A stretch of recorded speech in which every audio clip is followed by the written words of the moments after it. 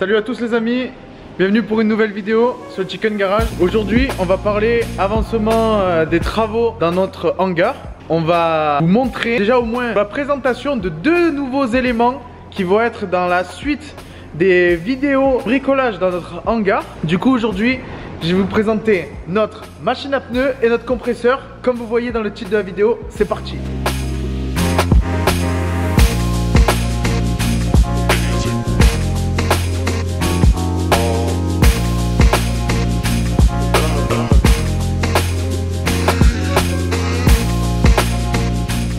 Donc du coup, dans la remorque, nous avons acheté une machine à pneus, donc de marque Twin Batch, une marque allemande qui vendent pour les particuliers du matériel de professionnels. Donc là on a le modèle TWX11 d'occasion qu'on a trouvé sur Facebook Market. Donc c'est le modèle avec un deuxième bras d'assistance. Et donc franchement il est dans un état vraiment pas trop mal. On l'a pas eu trop cher vers Montpellier. Donc c'est un modèle en triphasé parce que nous ici on a la chance d'avoir le 380 volts. Donc là il est dans un remorque, on l'a juste désanglé. Donc tout à l'heure là il y a l'oncle qui vient avec un Manitou. On va pouvoir la décharger, lui mettre un coup de nettoyage pour pouvoir à terme la mettre dans l'angle là-bas. Donc dans une autre vidéo, je ne sais pas si vous avez vu que nous avons tiré l'air et l'électricité. Et donc là nous avons une alimentation d'air assez conséquente. Je crois que c'est du diamètre 16 intérieur ou 18 pour avoir un bon gros débit d'air. Et ça c'est pas pour l'alimentation de la machine, là ce sera juste pour mettre des néons là-dessous. Et donc la machine, on pense la mettre par là, dans l'angle ici, dessous la grande cuve. Il faudra qu'on tire un câble en 380 volts là-haut. Je sais pas si vous avez vu aussi, là on a l'échafaudage qui est monté et on est en cours de travaux pour l'installation de l'électricité. Donc c'est un petit peu archaïque ce qu'on a dû faire parce que c'est vachement haut. Mais là on est en pleine installation de les lumières aussi. Donc dans la suite de la vidéo on vous montrera aussi peut-être dans cette vidéo le reste de l'installation électrique. Et là en avancement on a notre table de soudure qui avance aussi doucement. Donc la table de soudure de Dorian. Et donc là on l'avait pas posé sur son plateau fini. On l'avait posé avec des bois. Comme voilà. Il y a mon oncle qui s'est fait prêter une perceuse sur colonne magnétique avec des fraises comme ça pour pouvoir faire tous les trous sur la table à soudure. Et donc là il en a fait un sur deux. Là il y a la moitié qui a été fait. Du coup dans le reste de la vidéo on va vous montrer comment on fait les trous. Et après cette table à terme elle sera poncée. On enlèvera les bois et on la calera bien comme il faut. Et notre table à soudure sera terminée. Voilà. Et la dernière fois, dans l'ancienne vidéo, vous avez vu qu'on a fait la dalle pour le compresseur. Et on va le poser sur la dalle dans cette vidéo également. Voilà notre compresseur. Notre gros compresseur triphasé. Qui fait combien? 2 chevaux je crois. 2 ou 3 chevaux. Un énorme moteur. Qui va aller sur notre belle dalle qu'on a fait la dernière fois. En béton armé. On a acheté des super cylindres blocs comme ça pour pouvoir le poser dessus. Donc voilà, alors on a les deux petites vannes et on va s'atteler à ça après pour pouvoir après faire les trous pour pouvoir sortir l'air et l'électricité. Voilà, il y a de quoi faire. Allez, je rentre au taquet devant.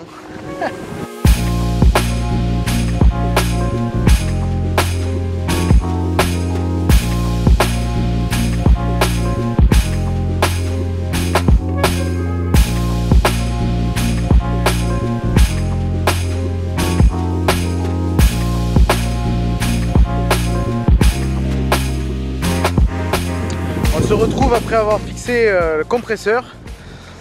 Donc voilà le gros bébé, 500 litres et 10 chevaux. Je me suis trompé tout à l'heure. Voilà. Donc là on ne dirait pas mais il est énorme. Donc voilà, on l'a posé sur des cylindres blocs comme ça, de ce type, fixé avec des splits de 8, des goujons. Voilà, c'est impeccable.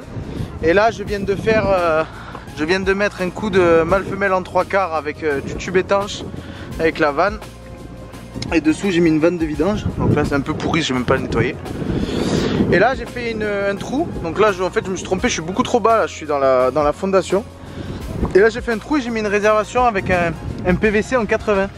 Et j'ai mis un peu de la mousse autour, donc après quand ça aura séché, je pourrai découper et reboucher avec de l'enduit pour faire super propre. Donc voilà, dans cette réservation, on va passer le tuyau tricot clair, flexible, et on va repasser tout le câblage.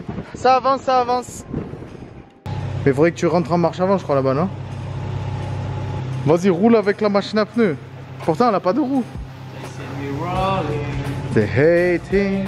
Oh, attention. Je sais pas si ça passe. T'as vu la rayure sur le pare-choc là? C'est qui? Mais je sais pas. Cette bagnole elle est plus abîmée sans rouler qu'en roulant.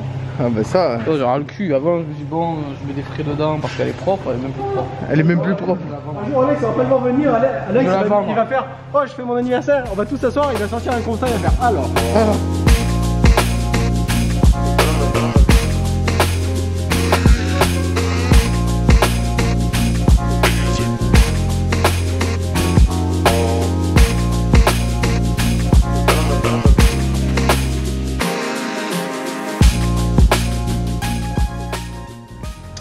Voilà, on va vous montrer comment on fait un trou avec cette perceuse magnétique.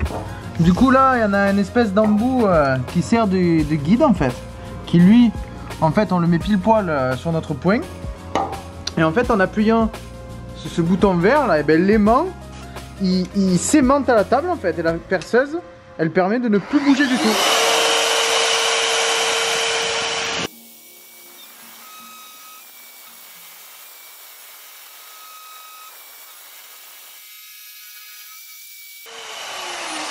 Donc en vrai ça va, ça perce vraiment bien. Ça fait un mini carottage en fait. Ça sort des trous comme ça.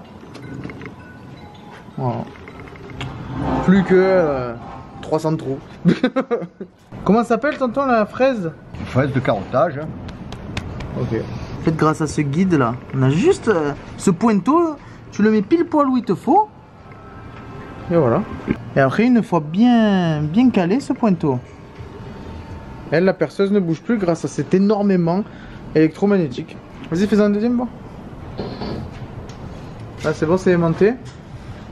Quoi, tu peux y aller, ça bouge plus là. Maman. Un peu d'huile de coupe.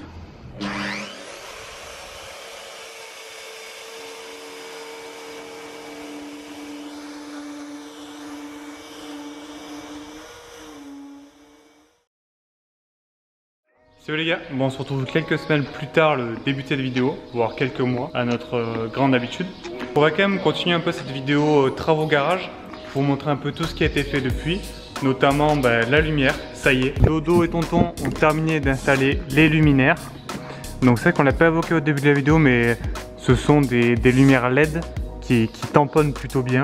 On vous mettra en description les lumières si elles peuvent vous intéresser. De mémoire, on était à peu près à une centaine d'euros pièce. Pas lésiner sur la lumière les gars, parce que pour le coup, ça fait vraiment la différence. Là vous êtes d'accord avec moi, il fait jour. Je sais pas si on va trop s'en rendre compte sur la vidéo, mais dès qu'on éclaire, la différence fait quand même ressentir. Hein. Regardez les voitures, il n'y a pas de secret quoi. Donc voilà, comme on peut voir, vous avez la lumière suspendue à une chaîne, elle-même fixée à l'IPN en haut. Et ensuite vous avez tout le câblage qui passe et qui court le long des IPN, donc qui se rejoignent, qui descend ici. Bon, c'est pas terminé encore, hein. On a fait le raccordement pour voir tout fonctionner et qui redescend sur l'interrupteur juste là. Donc ça nous permet d'y voir beaucoup plus clair, même si comme je dit juste avant, en vrai de base c'est quand même pas dégueu. Ça nous change déjà grandement la vie comparé à l'ancien local où franchement on n'y voyait que dalle. On y voyait tellement rien que même lumière éclairée, bon, on n'y voyait rien. Alors que là déjà avec ces pluies de lumière qui sont sur la toiture, ça éclaire quand même vachement le garage. Mais en rajoutant ça, vous pouvez être sûr que lorsqu'on bosse et qu'il fait nuit, là c'est mauvais exemple puisqu'on est au début des beaux jours donc il fait nuit tard. Mais cet hiver les gars à 18 h on voyait rien dans le garage, on était obligé de rentrer. Donc c'était vraiment nécessaire. De toute façon il fallait mettre des lumières évidemment, mais là on est super satisfait. Ça éclaire super bien et puis c'est de la bonne lumière, c'est de la LED, ça consomme pas trop. Donc franchement que des avantages.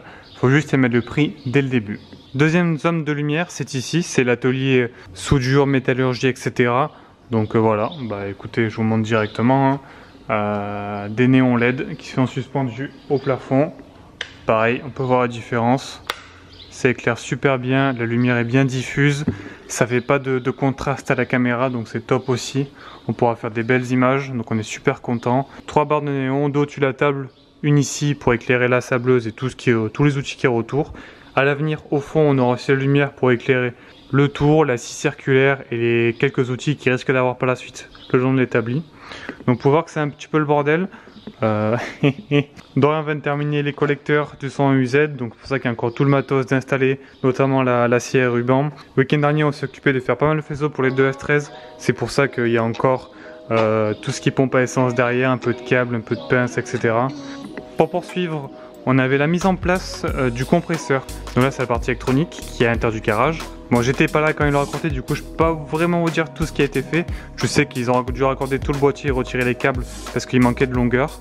Donc grosso modo, maintenant on a la centrale ici, on met sur on et lorsqu'on veut le lancer, et voilà, il démarre. Je sais pas si on l'entend. Vous avez même la petite LED qui vous indique le fonctionnement. Ça nous permet de le faire charger et d'éteindre quand on veut. Là vous avez le système de filtre qu'on vous avait montré la dernière fois. Si vous ne l'avez pas vu, je vous invite à aller voir la dernière vidéo où on présente un peu ces différents filtres, donc vidéo travaux du garage. Ça c'est l'arrivée d'air qui arrive de dehors, on peut le voir ici. Voilà, l'emplacement que Lilian avait montré de mémoire. Donc tout ce qui est partie élec, la partie air comprimé. Avec une vanne qui nous permet en cas de problème, en cas de fuite, ou tout simplement on avait coupé l'arrivée d'air, on peut, à l'aide de cette vanne. Ça pareil, on peut ne que le conseiller. Ça peut vite coûter cher de mettre des raccords, des vannes un peu partout. Mais en cas de problème, vous savez que vous pouvez couper certaines zones, donc c'est quand même, c'est pas négligeable. Et ensuite, on l'avait déjà évoqué, mais la diffusion d'un côté de l'air comprimé qui court le long avec les fils électriques, qui va dans le petit local qu'on appelle la pièce carrelée, pour pouvoir brancher des péteuses, etc. Et là, à droite, le deuxième filtre, avec cette fois-ci, ici vous avez juste humidité de mémoire, et là vous avez humidité et huileur, pour tout ce qui est péteuse et machine pneumatique qui a besoin d'être graissée. Et pareil, qui court tout le long du garage, qui alimente un peu partout. Et j'ai pas perdre de temps, je vais directement sortir, au moins je vous montre comment c'est branché dehors. Bon, on est derrière le garage, du coup pour rappel, on l'a mis dehors parce qu'il fait un boucan pas possible. Et frérot, t'es mal à taille quoi. Fixé sur la dalle qu'on avait coulé précédemment. Et donc là, vous avez le raccordement, bon c'est pas trop... Voilà, c'est histoire de dire qu'on vous le montre les gars, mais... il n'y a rien de sorcier quoi. La sortie ici qui c'est du compresseur qui repart à l'intérieur, le branchement électrique. Ce qui arrivera par la suite, c'est qu'on va faire une petite cabane autour avec des corons de 10 ou de 15 qu'on va monter de cette hauteur là à peu près, je vous le fais à la main, de chaque côté et l'abriter pour qu'il soit protégé pour la pluie, les orages, etc. Et on mettra une petite porte devant, mais il faudrait juste qu'on réfléchisse pour qu'il ne surchauffe pas car le ventilateur est à l'arrière. Mais voilà, histoire qu'il soit abrité, que ce soit propre, parce que si un jour il prend l'eau et qu'il marche plus, ça pourrait causer plusieurs problèmes. On va devoir passer un petit coup de tondeuse ou débroussailleuse, parce que là ça va pas du tout. Je sais pas si on l'a déjà montré, mais aussi dehors on s'est quand même installé un petit tuyau d'extérieur pour pouvoir laver les voitures quand on a besoin d'eau. Quand on est dehors, on se sert juste là. Donc si vous voulez, juste derrière ce mur là, je sais pas trop si vous arrivez à vous représenter, il y a la pièce carrelée avec le chauffe-eau. Donc directement en sortie de clarinette, il y a une sortie que Lilian a mise en place. Donc ça nous permet de laver les voitures quand on a besoin. Avec la prise aussi, juste là pour le Karcher. Autre chose qui s'est passé au garage, notamment à l'extérieur, c'est qu'on a changé la bâche de notre serre. Bon, cette serre, c'est qu'on la monte pas trop en vidéo parce que y a pas grand chose à dire, c'est juste une serre. Ce qu'on a fait, c'est qu'on a filmé en time-lapse le changement de la bâche qui était totalement déchirée. En fait, à savoir que chez nous, dans une région où il y a beaucoup de vent, le Mistral, et quand ici ça souffle, clairement ça arrache tout. Et là, elle avait quelques points de faiblesse, et depuis qu'on y est, on a vu clairement la bâche s'éventrer, donc fallait le faire. On l'avait en stock, donc un jour on s'y est posé avec une connaissance qui nous a aidé à creuser tout autour le long de la serre pour sortir l'ancienne bâche, mettre la nouvelle, la passer au-dessus et recouvrir pour qu'en fait le poids de la terre vienne tasser et étirer tout simplement la bâche au-dessus de la serre. Et je vous mets de suite le time-lapse pour l'installation de la bâche. Moi c'est quand même cool à voir.